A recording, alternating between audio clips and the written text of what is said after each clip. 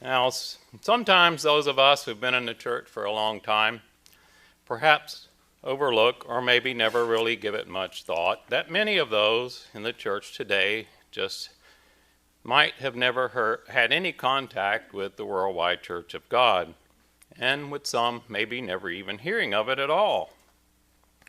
It used to be in any given conversation, even in the world, with various people, they would recognize the Worldwide Church of God, and even more so the name Herbert Armstrong. But that's not the case anymore. Worldwide is gone, and very few remember HWA. Now, those of us who speak will begin telling some of our war stories, and when you start seeing blank stares, you can tell that something is off. And for me, it's probably the speaker. Now, Levi and I were talking a few weeks ago, and he said, I don't remember anything about Worldwide. And why should he? He was 3 months old when we left. The same goes for our girls. They were very young when we left and remember very little. The Church of the Great God is now coming up on our 32nd anniversary in January, and much of what we went through in Worldwide is a distant memory. And for many others, no memory at all, except, of course, for hearing of our war stories. Now, Allie and I had quite a few serious trials, mainly with the ministry, as the church began to slip into apostasy, and we were certainly glad those days were way behind us. Now, similarly, the Church of the Great God has been around now for almost 32 years, and we have some members that not only never heard of Worldwide, but maybe never even had a religious background at all. While talking with someone a while back, I found that this was the case, at least for this individual. And coming into contact with the true church was really the first experience with religion. Now, this is certainly not a bad thing, but I began to realize that even though the first 14 years of my life were spent mostly in the Baptist church, we were taught as children the many stories of the Bible that many others maybe not even yet have heard. In our house, you didn't miss church on Sunday for any reason, and you also didn't miss Wednesday night prayer meeting. We didn't even get off the hook when we went to Grandma's, which her house was 2 hours away. She too would drag us to church on Sunday. And she had a 200-acre farm, and as a young boy, I could certainly find a lot better things to do than go to church. But we also knew you didn't tell Grandma no. Now, I can look back now and see that those lessons that were taught in Sunday school were quite helpful in being taught the many beneficial stories of the Bible. Now, I think we're all aware that the Bible was written for our learning, and I think it's safe to say, more importantly, the end-time church. Now, many of the people in the Bible maybe never even saw or read one, maybe not even knew that their life histories would be documented as examples for the rest of us. And as I was writing this, the book of remembrance mentioned in Malachi 3:16 came to mind, and I wondered, are our lives being documented to be used in the millennium? That's a scary thought. Now, some of you may recall that in my last split at the feast, we looked at some of the fears that Moses seemed to have as God began to call him, instructing him in the job that he had given him to do. Moses attempted to try every excuse in the book to get God to send someone else, and he actually irritated God to the point of anger. Now, many of the personages in the Bible who went on to do great works for the rest of us to learn from did not start out that way. They were human, just like us, and many had some of the same problems. How many times have we looked into the Bible and said, I would really like to be like Joshua? Joshua never seemed to falter. Or Josiah, who took control and destroyed the pagan altars. What about Samson, who slew a lion with his bare hands? What about Samuel? Now, this is not male exclusive. What about the likes of Deborah, Ruth, and Esther? What about Mary? How about Jael? Now, there's a brave woman who knew how to wield a hammer. Now, there's also women in the Bible of great faith, and some did amazing things. Now, the stories of these characters in the Bible are there for us to take heed and hopefully learn from. Many are examples of what we should do, and probably many more that we shouldn't. How many times do we look at the examples before us in the Bible as untouchables? And perhaps some are, but also in many ways they say they face some of the same problems we do. They were human, just like us. Even Jesus Christ himself was tempted in all points, as we are, yet without sin, of course, as it says in Hebrews 4:15. So for the rest of this split, let's take a look at one of these personages in the Bible that quite possibly is the most notable after Jesus Christ, and that would be David. Now, when we hear the name David, there's probably several different ideas that pop into our head. As a product of Sunday school, my first thought is David and Goliath. Now, many others would probably think of David and Bathsheba, or who could forget about all the Psalms that David wrote that we sing every week. David is unique in many ways, but while God referenced others in the Bible as friends, such as Abraham and later on his disciples, as well as others he called sons, uniquely so he says of David that he was a man after his own heart. We can find that in 1 Samuel 13 and 14. You can go ahead and turn there and we'll go ahead and read it. But have we ever given much thought to what this really means? Looking at 1 Samuel chapter 13 and verse 14. But now, breaking into the relieving of Saul of his duties of kingship, but now your kingdom shall not continue. The Lord has sought for himself a man after his own heart, and the Lord has commanded him to be commander over his people, because you have not kept what the Lord commanded you. Now Samuel is there talking to Saul, and he tells him that he's taken the kingdom from him and gave it to a man after his own heart. Now just keep that in mind as we begin to look at a few examples as to why God says this.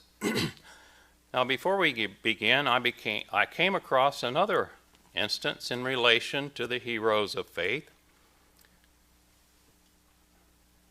and some of those that had the same kind of fears right here in Samuel. 1 Samuel, flip on back to chapter 16.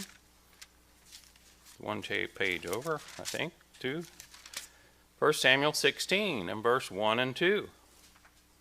Now the Lord said to Samuel, how long will you mourn for Saul, seeing I have rejected him from reigning over Israel? Fill your horn with oil and go. I am sending you to Jesse the Bethlehemite, for I have provided myself a king among his sons. And Samuel said, how can I go? If Saul hears it, he will kill me. But the Lord said, take a heifer with you and say, I have come to sacrifice to the Lord. Now Samuel had been serving God in the temple since childhood, under the leadership of Eli, the priest at that time. But we see here God gives him a command to go to Bethlehem, and the first thing Samuel says is, I can't go, Saul will kill me. Now Samuel is one of the heroes of faith listed back in Hebrews 11, and growing up in the temple, but he too still had fears. Now bring this up to hopefully give us some encouragement that we are not alone when we have doubts or fears. But on the other hand, we can be confident that God's purpose will be done. And if we are given a job to do, we can have the faith that God will not forsake us. God's calling of the weak and the base applies throughout the Bible, not just us. Now, the first introduction of David in the Bible we find in 1 Samuel 16, which we saw with Samuel being afraid of Saul. But he did indeed heed the instructions of God, and we find Samuel had made his way to Bethlehem. into the house of Jesse, telling him why he's there. Now let's read a part of this as we begin to explore the man after God's own heart. Jesse introduces Samuel to 7 of his sons, having them pass before him. As Samuel waits for God to choose, let's go ahead and read this part in 1 Samuel 16, and we'll begin in verse 10 through 13. 1 Samuel 16, beginning in verse 10. Thus Jesse made 7 of his sons pass before Samuel, and Samuel said to Jesse, "The Lord has not chosen these." And Samuel said to Jesse, "Are all the young men here?" Then he said, "There remains yet the youngest, and there he is, with keeping the sheep." And Samuel said to Jesse, "Send and bring him, for we will not sit down till he comes here." So he sent and brought him in. Now he was ruddy, with bright eyes, and good looking. And the Lord said, "Arise, anoint him, for this is the one." Did we want verse 13? Yeah, let's read verse 13. Then Samuel took the horn of oil and anointed him in the midst of his brothers, and the Spirit of the Lord came upon David from that day forward. So Samuel arose and went to Ramah. Now, probably as any man would in those times, and possibly now, Jesse began presenting his sons from the oldest to the youngest. And back in verse 6, when Samuel first saw the oldest son Eliab, we didn't read that one, but he said, "Surely this is the one." He was the oldest, and he already served in the army under Saul, but Samuel was taken by what he saw. And God tells him, "Do not look at his appearance." Now, after Samuel had seen the 7 sons of Jesse, he asked, "Is this all your sons?" Now, it's not clear how old David was, but it is clear that his father never dreamed that his youngest son would be the one that God would choose. It was normal in those days for the youngest to tend the sheep, and that was the job given to David. And he was out in the fields tending the sheep. So Jesse calls for David, and God answers Samuel, "Anoint him." Now David is described as being ruddy, with bright eyes, and good looking. Now it's not known if being described ruddy was that he had red hair. I couldn't find a definitive answer on that, or that his skin was red, perhaps tan from working in the fields. With his bright eyes, the margin in my Bible says that he was beautiful. But he was nothing more than a shrimpy little teenager, or so it seems. That's one thing else you can't hardly find is a definitive age. Now, if we read through the story, we find that Samuel came, anointed David, and then left. And David went back to tending the sheep. No big deal, you're anointed king, go back to your job. Now, one more very significant thing that we see here is that it was at that point that the Spirit of the Lord came upon David from that day forward, in verse 13. And perhaps equally so, or I should say tragically so, it was from that day forward that God's Spirit no longer dwelt with Saul. Now, David, the most unlikely candidate from man's perspective, even his own father, was anointed king of Israel with just the family around, without all the pomp and circumstance we just witnessed with Prince Charles. I guess it's King Charles now. And of course, if we are correct, King Charles sits on David's throne, still in existence, as God promised David later in the Davidic covenant. Now, moving forward, is really unclear what David, his next move was, or the exact timeline of what he does next. In the rest of the chapter 16, it does seem David soon goes to serve Saul, playing music to soothe Saul's mind. Now, when the troubling spirit came upon him, but then reading on a little later in the battlefield, it's not really clear that Saul even knows who he is. On over in chapter 17, it does say that David went back and forth from serving Saul and still took care of his father's sheep, so maybe Saul did know him after all. before the Goliath episode. Sometimes we really never know the exact unfolding of events. Now, there's a couple of things here that begin to give us some insight into David's character in 1 Samuel 17 through 20. We go ahead and read that one since Dr. Moss left me so much time. 1 Samuel 17 through 20. And Jesse said to his son David, "Take now for your brothers this ephah of this dried grain and these 10 loaves, and run to your brothers at the camp, and carry these 10 cheeses to the captain of their 1,000, and see how your brothers fare, and bring back the news of them." Now Saul and they and all the men of Israel were in the valley of Elah, fighting with the Philistines. So David rose early in the morning, left the sheep with a keeper, and took the things, and went as Jesse had commanded him. And he came to the camp as the army was going out to fight, shouting for the battle. We find that David's father, Jesse, had commanded him to take provisions to the army and see how his brothers were doing. Now, this may not seem like a big thing, but it tells me that David was obedient to his father. He was also responsible enough to find someone to take care of the sheep, and he follows his dad's commands without hesitation. Now, when David arrived at the camp, his older brothers accused him of being a nebnose and just wanted to get in on the battle. It sounds a lot. David's brothers were a lot like Joseph's, if you recall that story back in Genesis.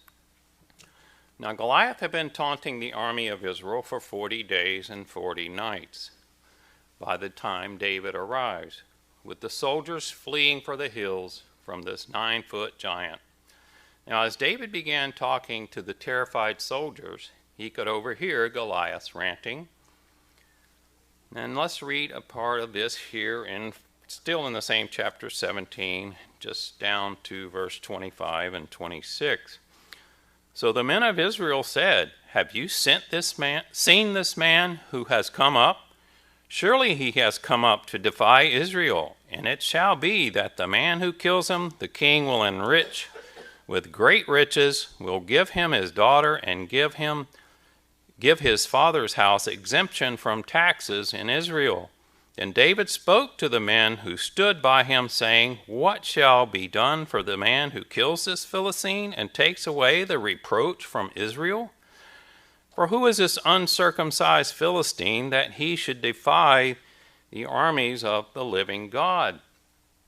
Now, what do we begin to see here as David listens to the men of Israel? We find in verse 25 a list of rewards that will be given to the man that defeats Goliath. And David asks, "What shall be done for this man?" David's response is not that he's concerned about the list of rewards. It's like, what? You mean to tell me that this uncircumcised Philistine is defying the armies of God and you were afraid of him? David was indignant that the army that represented God on earth would be afraid of this uncircumcised Philistine. David was ready to jump at the chance to take him from the earth. He wasn't concerned about the rewards from Saul. He was more concerned about upholding the name of God. Now remember, not much time had passed since he had been anointed king, and David quite possibly is still a teenager and still a shrimp. But his knowledge of God is such that I think it's safe to say that David had been taught from birth to fear God, and none other than by his parents. Now, as the story continues, David does indeed face Goliath. And let's go ahead and read a couple more verses here in 1 Samuel 17, dropping down to verse 45 and 46.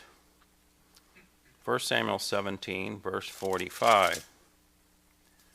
Then David said to the Philistine, "You come at me with a sword, with a spear, and with a javelin, but I come to you in the name of the Lord of hosts, the God of the armies of Israel, whom you have defied. This day the Lord will deliver you into my hand, and I will strike you and take your head from you. And this day I will give the carcass of the camp of the Philistines to the birds of the air and the wild beasts of the earth, that all the earth may know that there is a God in Israel. David wasn't fighting for the rewards offered by Saul, but to uphold the name of God so that all the world would know that there is a God in Israel. Now, at this point in David's life, there doesn't seem to be an ounce of pride or arrogance as he went at the Goliath encounter wholeheartedly with total faith in God. Now, even though Goliath was possibly 4 to 5 feet taller, and who knows how much more he outweighed David, David had no fear, it seems. His faith was in the right place. Now, before we get back to the idea that David was a man after God's own heart, there's another episode that confirmed that David was indeed a humble servant of God without pride. Now, this story occurs in 1 Samuel 25. We will read part of it, but we don't have time to read it all. I'll try to summarize it for you. There was a scoundrel by the name of Nabal, whose men had been in the land of Carmel shearing their master's sheep, and David's men voluntarily followed them, keeping them safe and not allowing any of their property to be stolen. Well, David sends some of his men, after it doesn't really say how long, he sends some of his men over to Nabal's camp and asks if he would give them something to eat for that day. And Nabal was a very rich man, but he was rash with them and turned them away. Now, this is one of those times when David acted in haste and was prepared to wipe out Nabal and all the males in his company. But Abigail, Nabal's wife, after hearing what her greedy husband had done, made haste to prepare a feast for David and his men, and she went out to meet them before they got there. Now let's pick up the story in 1 Samuel 25. We'll read verse 23 through 28, and then 32 and 33. Beginning in verse 23. Now when Abigail saw David, she dismounted quickly from the donkey, fell on her face before David, and bowed down to the ground. So she fell at his feet and said, "Oh, on me, my lord, on me let this iniquity be. And please let your maidservant speak in your ears, and hear the words of your maidservant. Please let not my lord regard this scoundrel Nabal, for his name is so is he. Nabal is his name, and folly is with him. But I, your maidservant, did not see the young men of my lord whom you sent. Now therefore, my lord, as the Lord lives, and as your soul lives, since the Lord has held you back from coming to bloodshed and from avenging yourself with your own hand, now then let your enemies and those who seek harm for my lord be as Nabal. And now this present which your maidservant has brought to my lord, let it be given to the young men who follow my lord. Please forgive the trespass of your maidservant, for the Lord will certainly make for my lord an enduring house, because my lord fights the battles of the Lord, and evil is not found in you throughout your days." Now verse 32 and 33. Then David said to Abigail, "Blessed is the Lord God of Israel, who sent you this day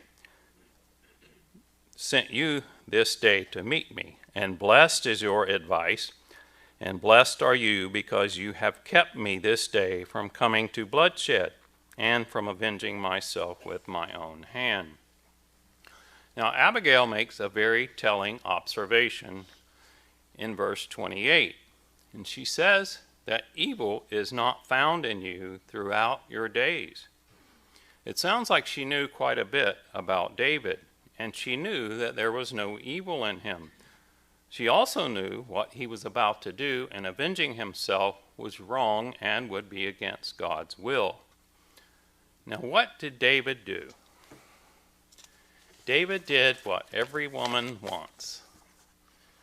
The greatest king that Israel had ever witnessed listened to Abigail and heeded her advice, even telling her that she had been sent by God. David could have made a grave mistake that day, but instead he took advice and listened to a woman, which is very hard for a proud man to do, practically impossible. Allie reminded me to be careful because Adam listened to Eve. And we know Abraham listened to Sarah, so be careful, men. But you can listen. Now, maybe what she saw in those bright eyes of David was that there was no pride, evil, or guile.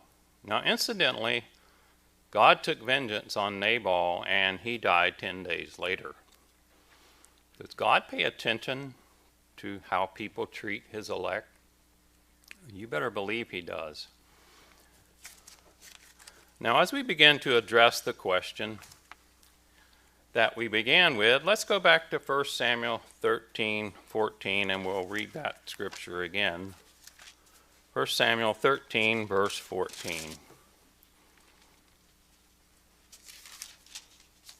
But now your kingdom shall not continue. The Lord has sought for himself a man after his own heart, and the Lord has commanded him to be commander over his people, because you have not kept what the Lord commanded you.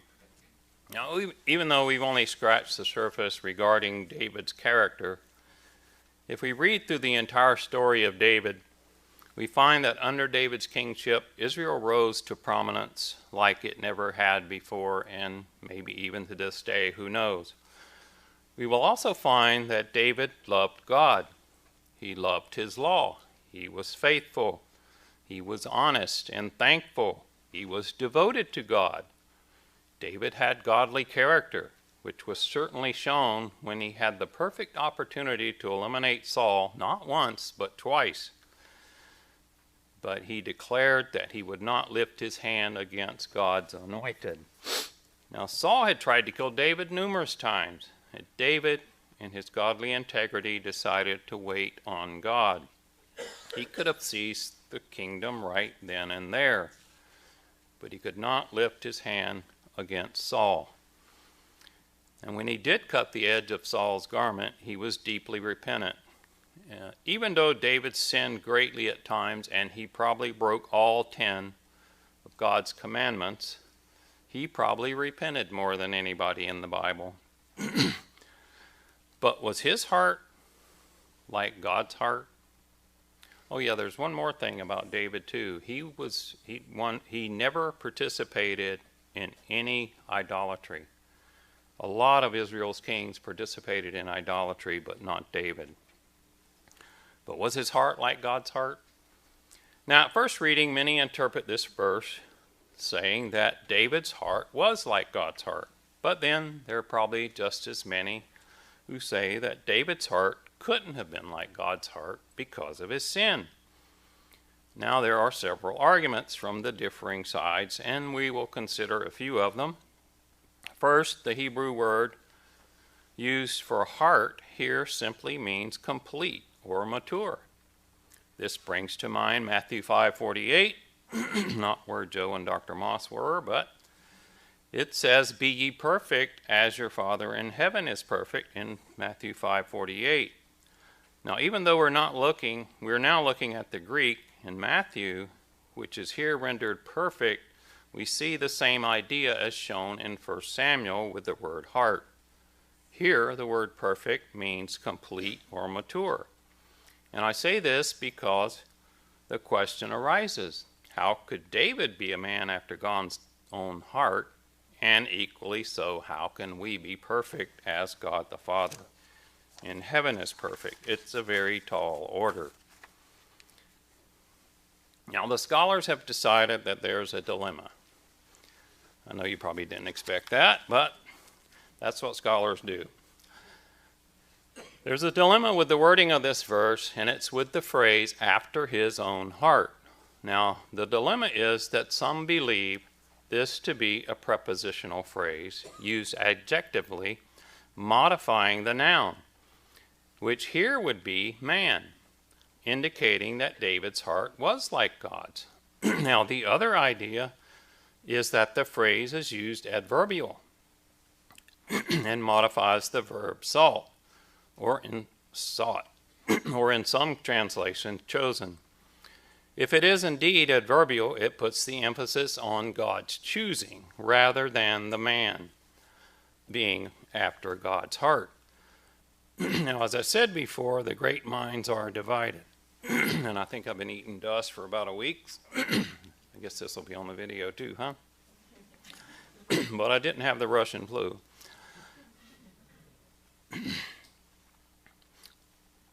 Let's see where we... If it is indeed adverbial, it puts the emphasis on God's choosing rather than man. Now, as I said before, the great minds are divided.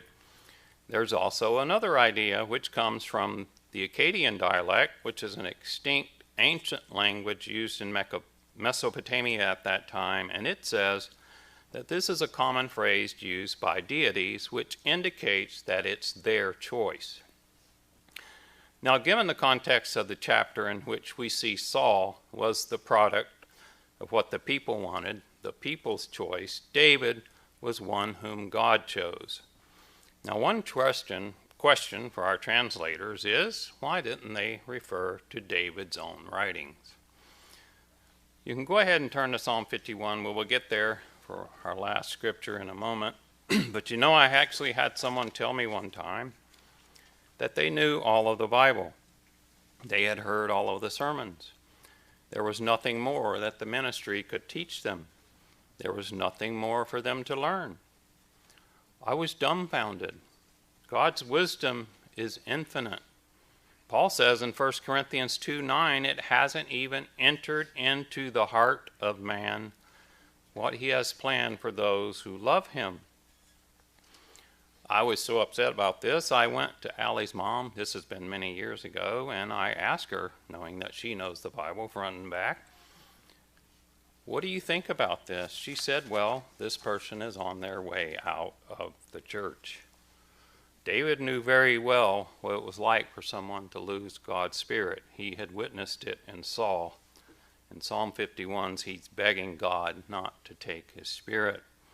Brethren, we're all at differing levels of understanding. Some may know the Bible from front to back. Some may know all the stories. Some may not know any of the stories. Some may know where the book of Nahum is. Even though we're from all walks of life, the same God the Father chose us. The same God that chose Moses, Samuel, and David, watched over them and worked with them from before the foundation of the world. It's the same God that has called us. Jesus says in John 6:44 that no man can come to me unless the Father draws him. How many really believe that? We have been called by the Most High. There's no greater being. How great is our calling? Now let's go to Psalm 51. There's so many places we could have went with David, but I think this one really shows his heart. Psalm 51, let's read the first 11 verses. Have mercy on me, O God, according to your loving kindness, according to the multitude of your tender mercies. Blot out my transgressions. Wash me thoroughly from my iniquity, and cleanse me from my sin. For I acknowledge my transgression, and my sin is always before me. Against you, and you only have I sinned, and done this evil in your sight, that you may be found just when you speak, and blameless when you judge.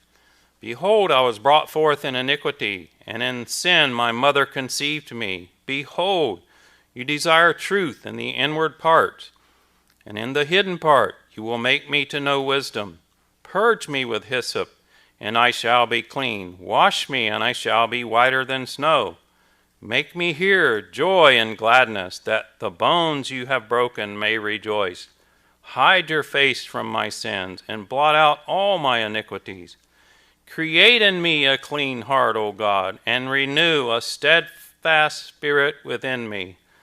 Do not cast me away from your presence, and do not take your Holy Spirit from me. Like I said, there are so many places we could have gone, but Psalm 51 shows clearly David's heart. And he answers the question, does he have a heart like God? He says no, because he asked God to create in me a clean heart, one that submits to God and works with him as he desires. God the Father chooses whomever he pleases, bringing us to the Son of David, our Savior, Jesus Christ, to create in us a new heart, one that will be a heart like God's own heart.